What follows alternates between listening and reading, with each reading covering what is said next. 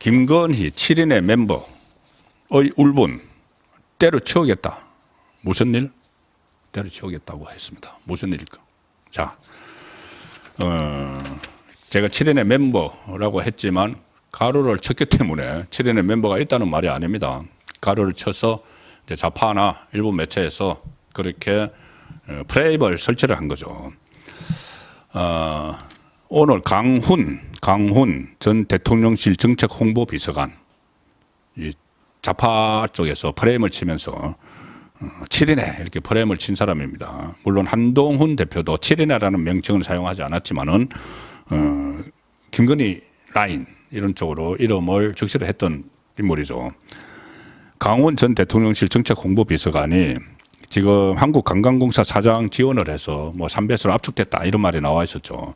자, 그런데 그 강훈 전 비서관이 용산 대통령실 출입 기자들에게 입장문을 보냈습니다. 입장문. 그 내용을 제가 읽어드리겠습니다. 그리고 왜 이런 입장문을 보냈는지도 말씀을 드리겠습니다. 이렇게 강훈 전 비서관이 있습니다. 팩트를 추구했던 언론인 출신으로 한 말씀 올립니다.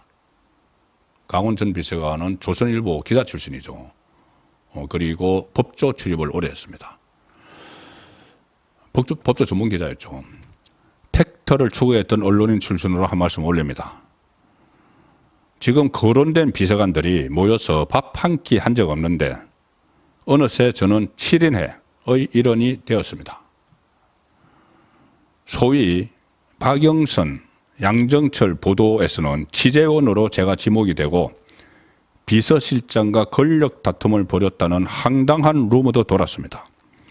그때 이 총선 지고 나서 개각을 한다고 했을 때 느닷없이 박영선, 문재인 정부에서 중소벤처기업부 장관을 지낸 박영선을 국무총리로 한다. 그리고 노무현 문재인의 사람인 양정철을 비서실장으로 한다. 이런 보도가 한번 나왔었죠. 그래서 그때 대통령실에서 공식 부인을 했는데 일부 참모들이 김건희 여사와 가까운 참모들이 아니야. 이게 맞아. 검토가 맞아. 이렇게 했다는 또 보도가 나서 혼동된 적이 있었고 그때 소위 김건희 라인 이야기가 나왔습니다.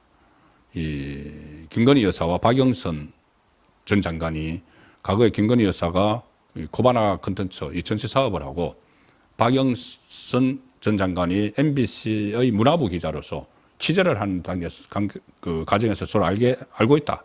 알고 지낸다. 이런 이야기까지 그때 나왔습니다.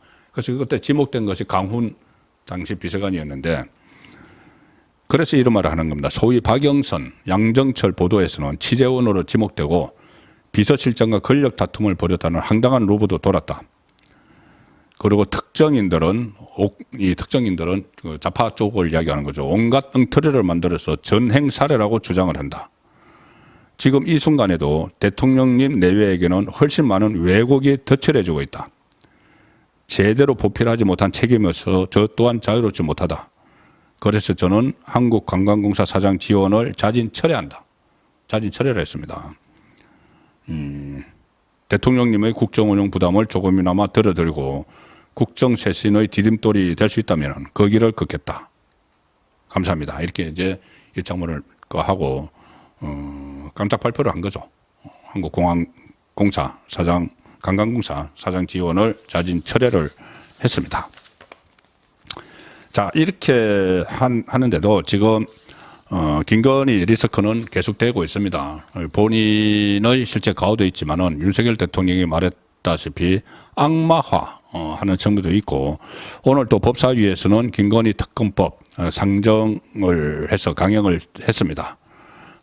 그래서 이 14일 날, 그러니까 15일 이재명의 1심 선고가 나오기 전날 14일 김혜경의 1심 선고가 나오는 날 그날 김건희 특검법을 딱 본회의에서 투표하겠다고 올려놨죠. 이 물타기, 전형적인 물타기 수법입니다. 그런데 어쨌든 지금 용산, 제가 조금 전에 말씀드린 대로 한동훈 대표가 달라졌다 말씀드렸는데 한동훈 대표가 달라진 이유가 이 용산에서 그럴 만한 명분을 주기 때문입니다. 윤석열 대통령이 일단 그 구체화를 좀 시키고 있죠. 가령 예를 들어서 이달로 예정된 2개의 국제 회의에 김건희 여사가 동행하지 않는 것, 그것은 그 실천을 해 나가는 과정입니다. 그리고 어제 대통령 기자회견에서 그런 질문도 나왔죠.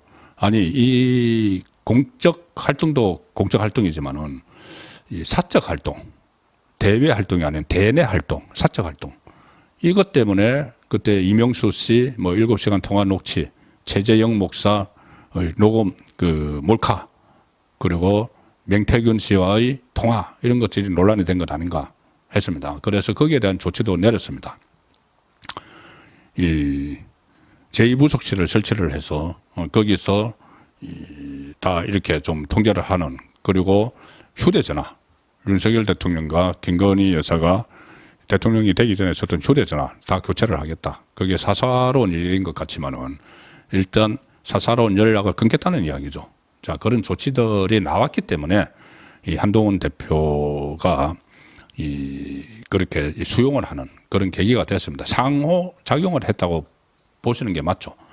그리고 제2부속실을 만드는데 과거에 청와대 시절 제2부속실은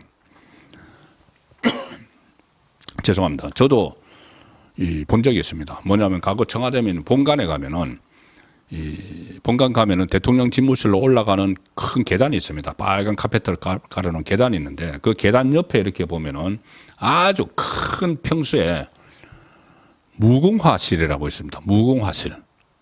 이름도 무궁화실입니다. 김정숙 씨 때까지는 거기 있었죠. 무궁화실에 또 무슨 뭐 집무실이 있고 배우자가 무슨 집무를 한다고 집무실이 있고 그 다음에 비서들 촥 있고 접견실이 있고. 그런데 이번에는 그런 것은 아니고 집무실도 없이 최소화해서 꾸렸다는 점을 말씀을 드리겠습니다. 자, 이렇게 하는데 오늘 윤석열 대통령 지지율 다시 또 취임 최저치로 떨어졌습니다. 갤럽 조사 오늘 매주 금요일날 발표를 하죠. 전주보다 2%포인트 내린 17%. 이 부정평가는 74%로 최고치. 그리고 부정평가 이후 1위는 또 김건희 여사 문제 19%. 그런데 이 조사가 5일에서 7일 사이에 이루어졌습니다. 그런데 7일, 5, 6, 7일 조사를 했는데 7일은 윤석열 대통령이 대국민 담화를 발표하고 기자회견을 한 날이죠.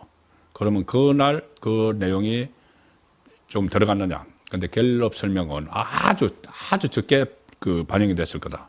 왜냐하면은 마지막 날에는 이 보전을 하는 그 샘플 보정을 하는 그런 단계였기 때문에 조사는 몇 개 안 했다는 겁니다.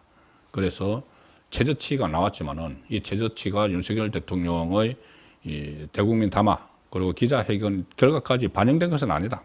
다음 주에는 그 반영된 결과가 나올 거다. 이렇게 이야기를 했는데 어쨌든 지금 여러 가지 쇄신 작업이 벌어지고 있고 또 가장 큰 아킬레스건처럼 됐던 윤석열 대통령과 한동훈 대표의 갈등도 완전히 수습 국면에 저는 들어갔다고 봅니다. 한동훈 대표가 그 고심 끝에 일단 윤석열 그러니까 용산과도 더 많은 소통을 하겠다는 이야기도 하고 또 윤석열 대통령이 내놓은 방안들을 수용을 했기 때문에 자